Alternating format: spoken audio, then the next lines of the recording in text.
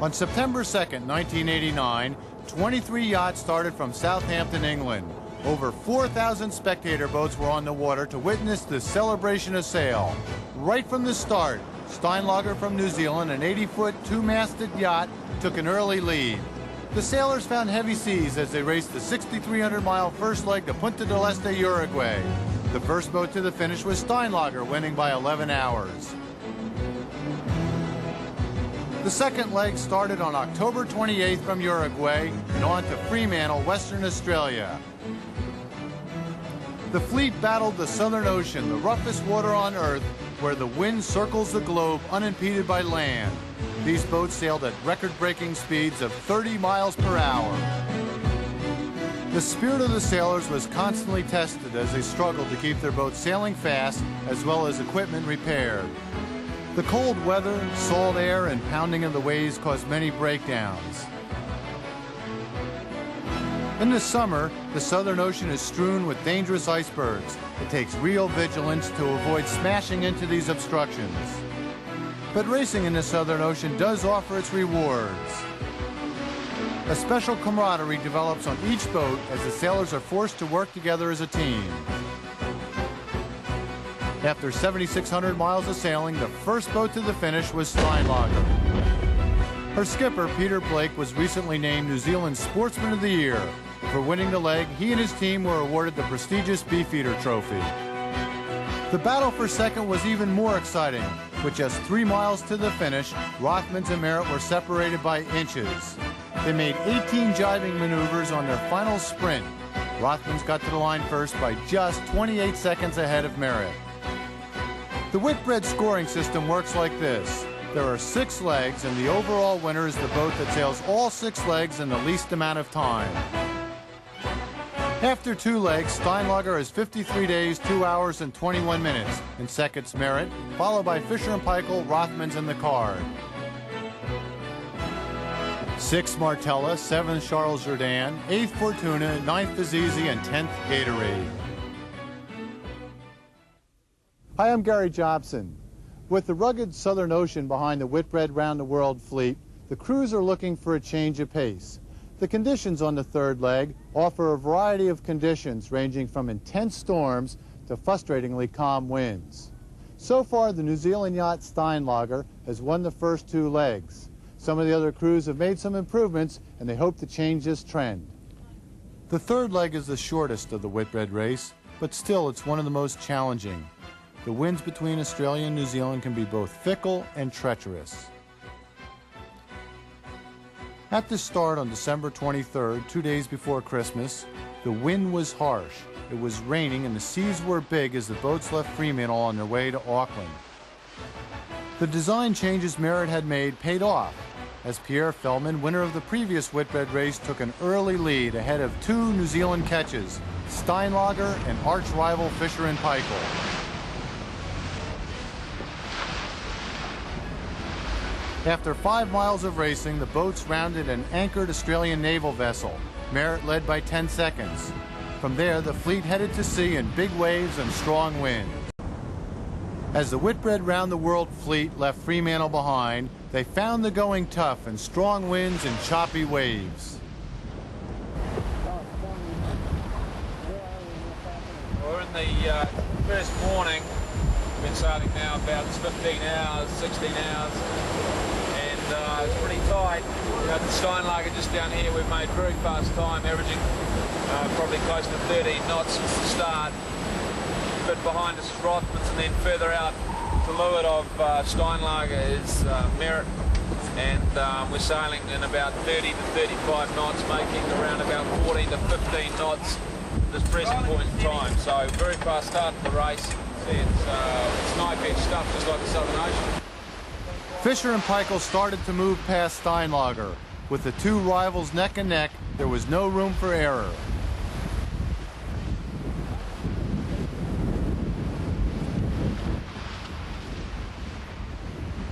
Eventually, Fisher and Paykel took the lead.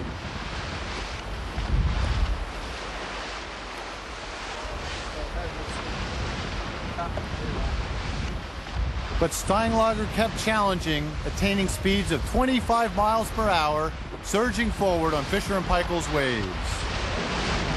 The toughest thing in sailing is actually passing another boat because you have to break through their wind shadow and also through their waves.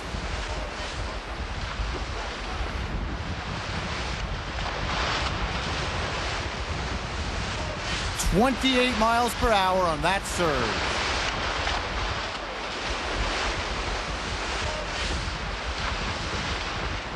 These sailors knew they were in for a fight, and there was still 3,000 miles to go.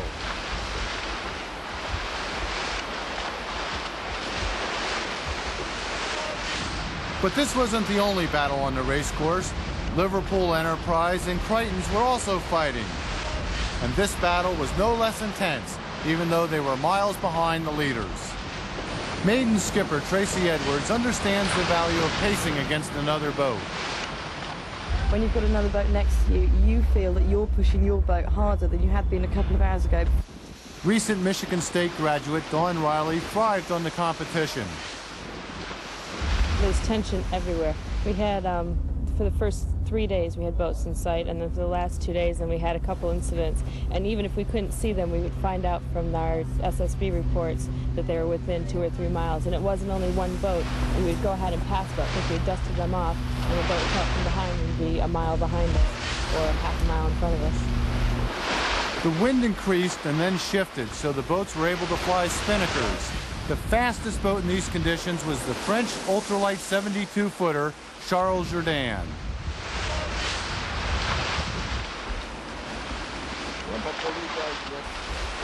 But the wind lightened and Steinlager quickly caught up to Charles Jourdain and took the lead back. It's demoralizing for a crew to be passed by another boat, particularly when leading. Steinlager was simply too fast in these conditions.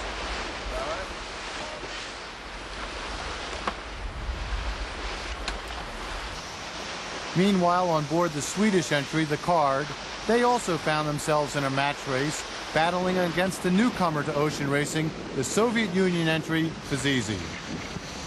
When you know that two boats are in sight, or when you are in sight with someone else, you can see that you're, normally gaining a bit on the rest of the fleet, so to speak. I mean, that pushes both boats, so there is a reason to not lose sight of a boat.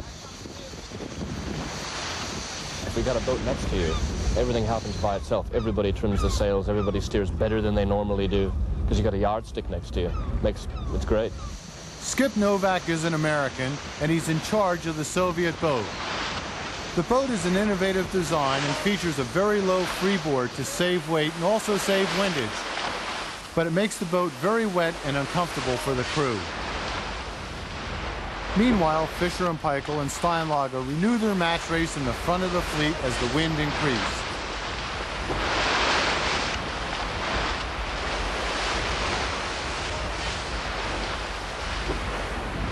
About an hour behind, Rothmans and Merritt were caught in a duel for third while struggling to catch the leaders.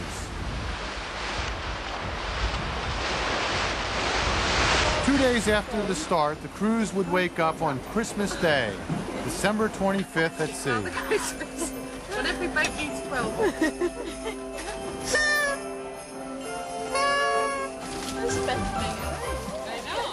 I think they need stupid underwear that Mom always gives me. This is what I needed, some wet socks.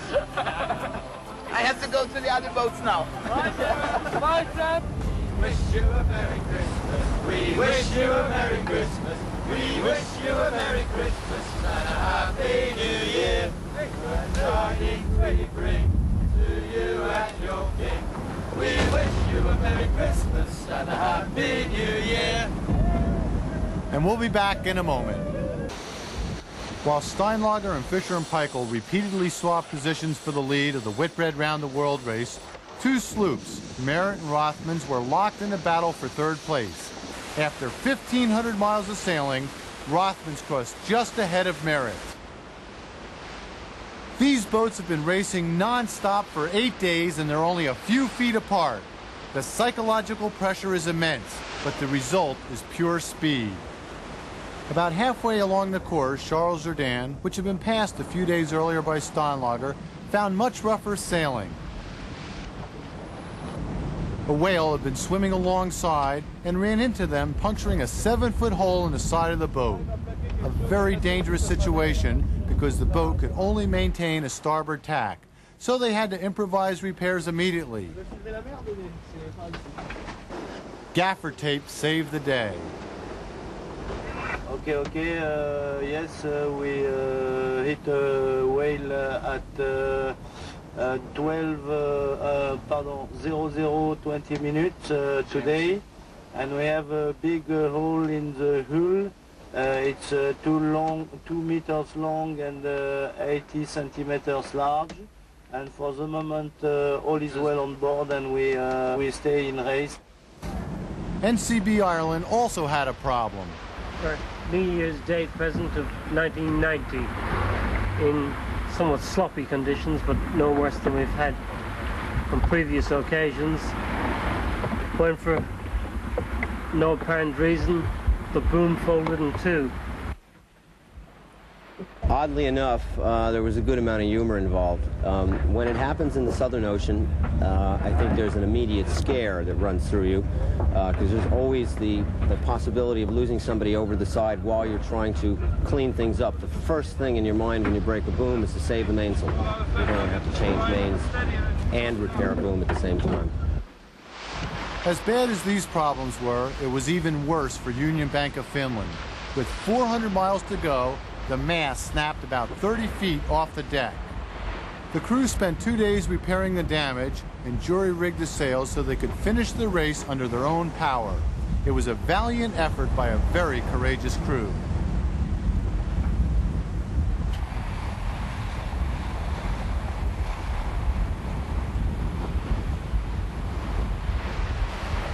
Normally there are wind instruments on the top of the mast, but UBF had to settle for the railing.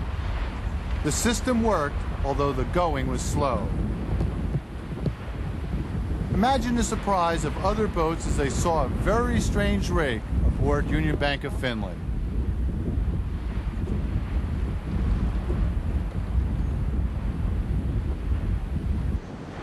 Crichton's naturally had a problem with their steering gear, and they had to rig a special system with their winches to be able to continue turning the rudder. It pays to be innovative.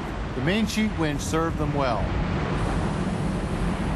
Equity and Law from Holland is a smaller boat and was neck and neck with Maiden. She took the heavy conditions well. The crew was relaxed as she surged down each passing wave. In sailing, it doesn't get any better than this. But for the crew, it's non-stop work, changing sails, repairing equipment, and keeping the boat sailing at peak speed.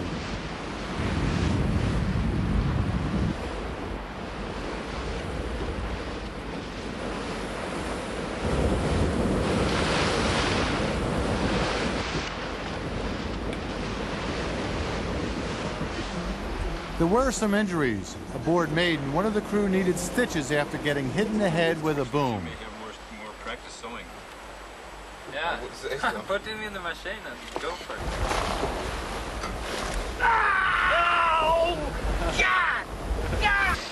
It's important for the crews to exercise to stay in shape. This avoids sickness and fatigue. It's also good to have a friend take the helm when you're called below.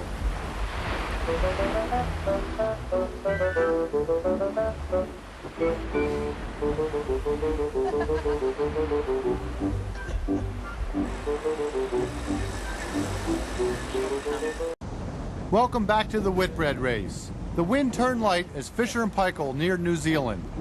Well, we're 150 miles from Cape Reinga now on day 11, and progress has been very, very slow. Just out to the leeward side of us is Steinlager, and we've been dicing with Steinlager now the whole way from Perth. She's about 2 miles ahead of us at the moment, but we've just picked up the breeze. Just as I start to speak now, the breeze has started to increase again. Big threat to us both as the leading two at the moment is Rothmans, and she's on our inside of us as well, a lot closer into the coast of New Zealand. This morning she went from 44 miles behind last night to 13 miles. So if she's stayed with the breeze all day tonight, she could be leading. The crew on Merritt was disappointed losing the last leg to Rothmans by just 28 seconds. But as they sailed around the northern tip of New Zealand, they had Rothmans behind them. This time they wanted to maintain the lead. However, with spinnakers flying, Rothmans started to catch up.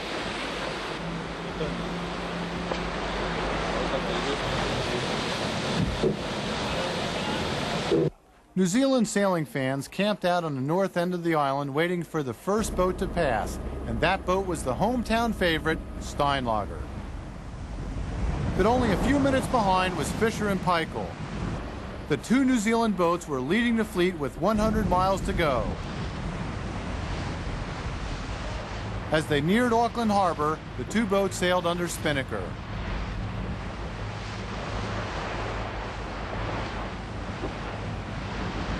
And then disaster. A sudden storm came and caught Fisher and Paykel's crew off guard. They had to take down their sail to avoid damage. Steinlager's crew reacted faster and surged to a 5-minute lead. They reached the finish line first with hundreds of trailing boats welcoming home. Peter Blake was truly a hero. Blake is the only person to have completed all 5 Whitbread Round the World races dating back to 1968, but he's never won. Maybe this time he'll be able to achieve his goal. 6 minutes later, Fisher and Paykel crossed the line. At the harbor front, there were 50,000 people to cheer both hometown crews. It was a big victory, but Peter Blake was philosophical about the effort. The guys behind us, you know, they deserve just as much, though. What a battle inside of each other for 3,500 miles. There were no hard feelings. Both crews knew they had sailed their best.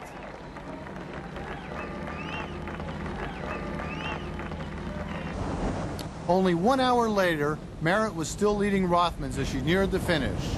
They were separated by only 3 boat lengths. Rothmans was catching up, but the storm that caused the problem with Fisher and Paykel ripped Rothmans' main, allowing Merritt to finish first.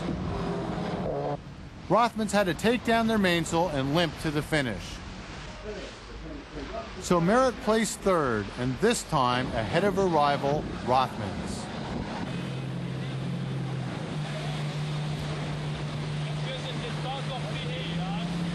But Rothmans had sailed a good race too, finishing just 10 minutes later. Laurie Smith and his crew did a good job rallying to get the mainsail flying again. They saved a lot of time.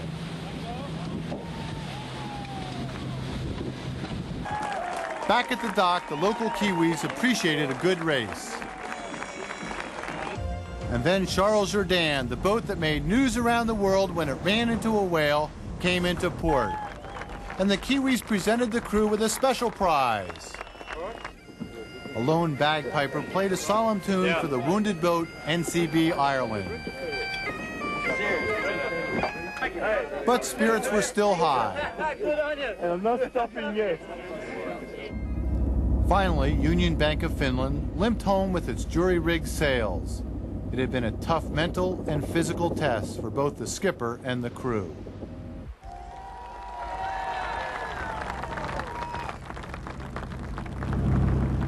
We had about 10 knots of breeze, 10 to 12 knots of breeze, a medium-heavy one Genoa up, full main, reaching in absolute flat water after having been becalmed for about a day.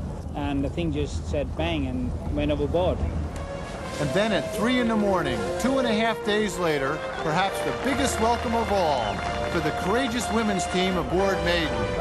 For the second leg in a row, they won Class D and claimed a Beefeater trophy. The final boat home was a 51-footer La Poste, crewed by all French postal workers. And New Zealand showed what sportsmen they are as they welcomed this team in. So after 3 legs, Steinlager leads ahead of Merritt, Fisher and Paykel, Rothmans, and the Card. In 6th place, it's Martella, followed by Charles Jourdain, Fortuna, Fazizi, and Satquote. In Class C, Equity and Law leads Maiden. And in the cruiser class, it's Crichton's naturally leading. Welcome to Auckland, where thousands of New Zealanders wish the sailors well as they prepare to leave for Punta del Este. For one boat, there was a special gift from the people of New Zealand. What's happened here in Auckland is sensational. The idea that the people of Auckland have come up with over $200,000 to keep Fazizi in the race is really heartwarming. It's really nice. It's a great international gesture. The fourth leg is 6,300 miles long, and the sailors will pass dangerous Cape Horn, where anything can happen. What self-respecting sailor wouldn't want a chance to go around Cape Horn? And it's something that I've been sailing since I was 9 years old, and I've read all the books, and I've dreamed all the dreams, and Cape Horn was one of them. It's kind of the dream of any offshore sailor to sail around Cape Horn. It's got so much history and legend and myth. It's almost like you're not a real seaman until you've rounded Cape Horn. Peter Blake and the rest of the crew said goodbye to loved ones. They were ready to set sail again for the Southern Ocean. Now that the fleet is halfway around the world in the Whitbread race, there are two very important trends developing. First, these boats are sailing at record-breaking speeds, in fact 50% faster than America's Cup 12-meter yachts. The second trend is these crews are learning to pace each other by sailing alongside. It's a tribute to the crews that are pushing hard and also the designers who have come up with innovative designs and take advantage of a variety of weather conditions. So far, Steinlager leads, but Fisher and Paykel came within 6 minutes, and in the fourth leg, they hope to take the lead. It was a glorious day on February 4th as the Whitbread fleet started after 3 weeks of preparation in New Zealand. The winds were light, but there were nearly 10,000 boats strung out for 20 miles to watch the spectacle.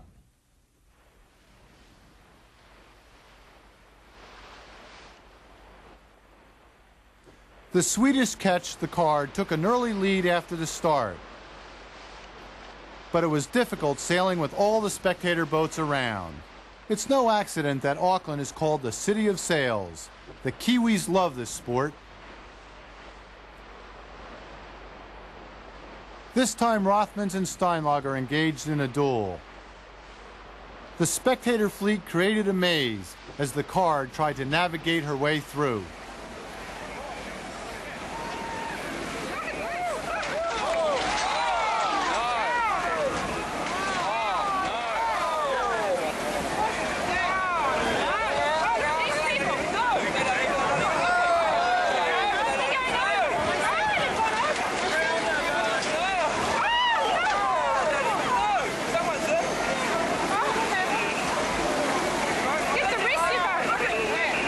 A major disaster as the mizzenmast was ripped from the Card.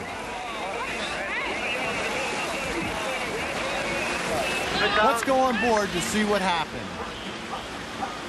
That's all right. Hold the course a moment. Oh, fuck!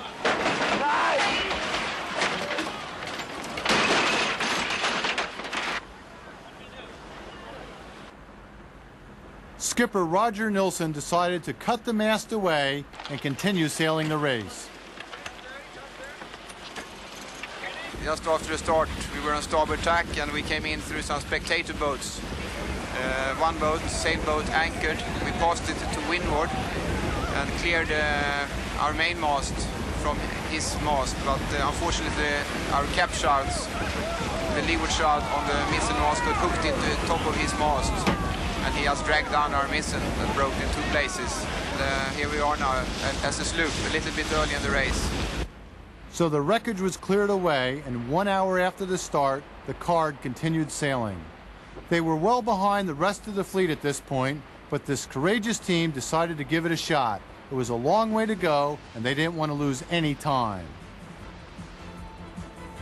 The fifth leg of the Whitbread race will take the boats from Uruguay to Pier 66 in Fort Lauderdale, Florida.